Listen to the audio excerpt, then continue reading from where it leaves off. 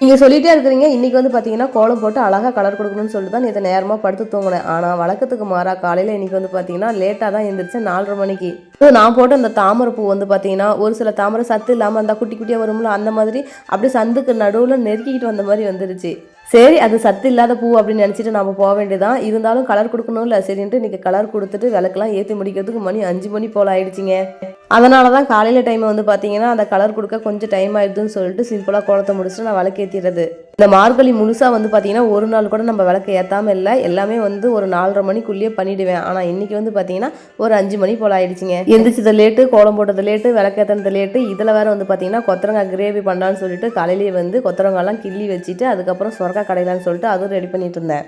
கொத்தரங்காய் கிள்ளி வைக்கிறதெல்லாம் நம்ம காலையில் சமைக்கணும், நைட்டே வந்து ரெடி பண்ணி வச்சிருக்கணும். என்னன்னே தெரியல, எல்லாமே எனக்கு தலைகளாக சொதப்பி வச்சிருச்சு. நேற்றே வந்து பார்த்தீங்கன்னா இட்லிக்கு வந்து அரிசியெல்லாம் ஆட்டி எடுத்து வச்சுருந்தேன். காலையில் இட்லி சாம்பார் சட்னி தான் செய்யணும்னு பிளான் பண்ணிட்டு தான் படுத்து தூங்கினேன். ஆனால் காலையில் எழுந்திரிச்சு பார்க்கும்போது தான் தெரியுது மாவு அந்த அளவுக்கு புளிக்கவே இல்லை. சரி போ அப்படின்னு சொல்லிவிட்டு தான் கொத்தரங்காய் கிரேவி பண்ணிவிட்டு அதுக்கப்புறம் வந்து அந்த சுரக்காய் வந்து கடைஞ்சி வச்சுருந்தேன், சாப்பாடு வடிச்சிட்டேன்.